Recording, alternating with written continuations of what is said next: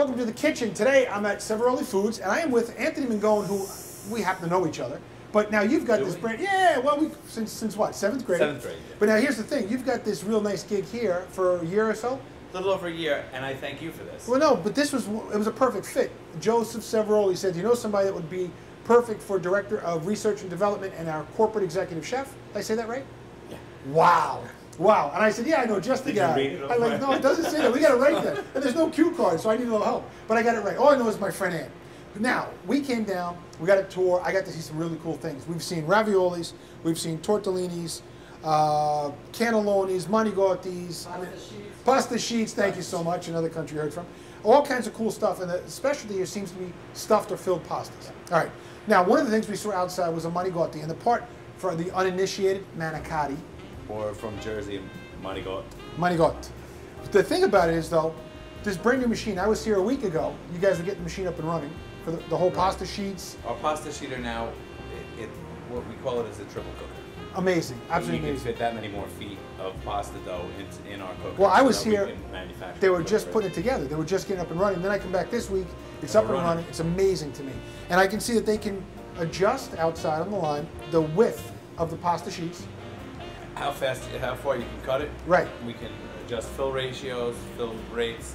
You didn't see the pasta end, but what happens at the end of that line, it'll put that blue sheet of paper that's in between so they don't stick, and it just goes back and forth and just builds a nice wall.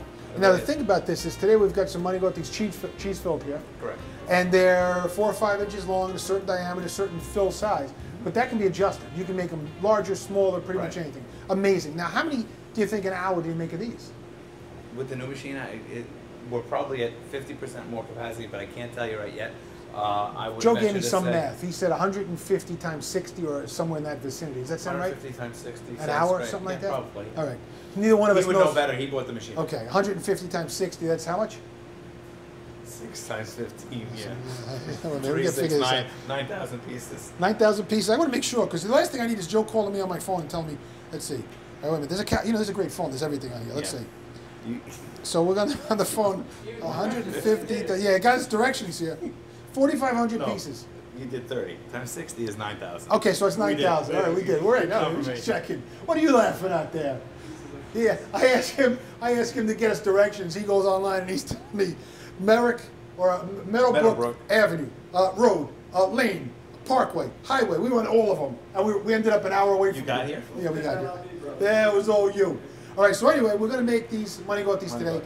What kind of sauce are you going to make for these? This is just a very basic tomato sauce, but what I did was I sauteed an onion, a whole onion. Right. Put a can of crushed plum tomato with basil in the blender to make them smooth. We heated up a little bit of oil, browned the onion, poured the sauce in, salt, pepper, and basil. Nice and simple. So this is going to end up being, this is all about being a baked dish then? Absolutely. So now I come home, I'm in the market. First of all, you see Seviroli's in just about everywhere I've ever been. Never dawned on me that I've been buying Seviroli pasta for a long time now. I bring home Seviroli pasta, comes out of the freezer. This would be a frozen item. Yes. Take it out of the freezer. What would be the steps for me to get it to the table? You can either cook it frozen, or for best results, if you thaw it, it really works nicely. So is that what we did here? We let these thaw. I thawed these out. Okay, and it's very simple. I'm going to take a little bit of my tomato sauce. Now what happens if Mom's at home, she doesn't have a chance to make tomato sauce? Open a jar. Jar sauce, no problem? Okay. Whatever you have in your pantry is fine. I'm going to take just a couple of scoops of the tomato sauce. Spread it on the bottom. This is so they don't stick. Okay. We're going to add a little bit of water. Okay. What this does is, although the pasta is cooked on the manicotti, there's a certain amount of absorption. So if you just put your sauce down on the bottom, what will happen is everything will get kind of stuck together. Okay. Okay. Tell me a little bit about the stuffing here now. We have cheese filling. Okay. This is the cheese filling. There's ricotta cheese, Parmigiano, and Romano. Nice. Okay. And what we do is we mix that with a little bit of mozzarella, salt, pepper, parsley. Well, I have to tell you, you made us lunch today. You put out a spread of about maybe 8 or 10 different pasta dishes. And I think one of my favorites was the cannelloni with the meat. Oh, well, the same machinery does the Amazing. same thing. We make a beef filling, and it goes through the same process that you witnessed earlier. Yeah. We also do a chicken pesto cannelloni. I tried that one too. That was really good as well. See, the problem we're working on all kinds of other different. And you're the guy that has to figure out how long does this take, the temp. I was here last week. you had to figure out an item that had to be cooked in 3 to 4 minutes or something. Remember the whole process? So that's part, I mean, that's part of your job here. That's what you do in addition to creating new recipes. Exactly. Yeah. The cooking instructions come through this department. Everything you look at on your bag comes through here, or our quality assurance team, where they go through recipes and they do nutritional analysis and all that. And you know, we're tested very frequently. All I did was cover the tops of the manicotti with some more of our tomato sauce. I'm going to take a little grated cheese, sprinkle it on. I'm going to cover it with some aluminum foil. Okay, so you keep a little steam going in there. It doesn't dry out as much. What's my oven going to be at now if I'm at home? 375. Okay. Okay. If they're defrosted, they should take about 15 minutes. If they're frozen, 35 to 40 minutes. Okay. Okay, so after 15 minutes, we're all set to go. I'm going to take them out of the oven. Be careful when you remove the top. A lot you don't want that there's steam going to hit you right in the face. Wouldn't be the first time you got burnt like that, right? No. Look at my hands. So how do you like the new job? I love the new job. You spent how many years, oh man. Oh, not only does it look great, it just smells awesome. Now, how many years did you spend in the restaurant business, put in the 16-hour days, breaking your back? How many years? Well, 1973, my father bought his first restaurant, and I was 12 years old.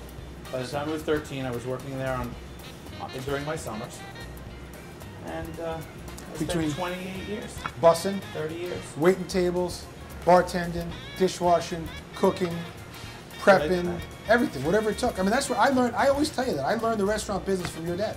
I mean, you and I, a week apart in age, as kids, went to work at your dad's place. You know, most people wouldn't know this, but I mean, at my restaurant, folks would walk in and say, I'd like to become a waiter. They fill out an application because they worked 3 months in a country club or they worked in some fast food joint and they think they're going to come work in your restaurant as a waiter. I worked tables as a busboy, I think about 4 years before Dad ever let me approach a table, because it's old school. It's a profession. It's not something you do until you're doing something else. Yeah, the waiting industry has become, what am I doing till I find a real job? It's changed. But for many of us, it's always been a real job. Yeah. My grandfather was instrumental in starting the Waiters Union in Manhattan way back. And I think he was recruited because he knew everybody who was coming off the boat from the town. We come from a town called Villa Santa Maria, which is the town of cooks. It's sort of a misnomer. It's the town of cooks and waiters. 75% of the men are gone for 11 months out of the year, and they come back home in August. Cruise ships, traveling Europe? Actually, they'll come back in the spring to christen the baby that happened in August, but that's a different story. But he knew who was coming over from the town, and he was very instrumental in starting the union. Well, there you go now. So we don't have any wait staff to worry about today. No. We have no guests. It's just us here. No, so let's get some forks. So it's all for us? That's it. 6 of us, 4 people. And we're all set.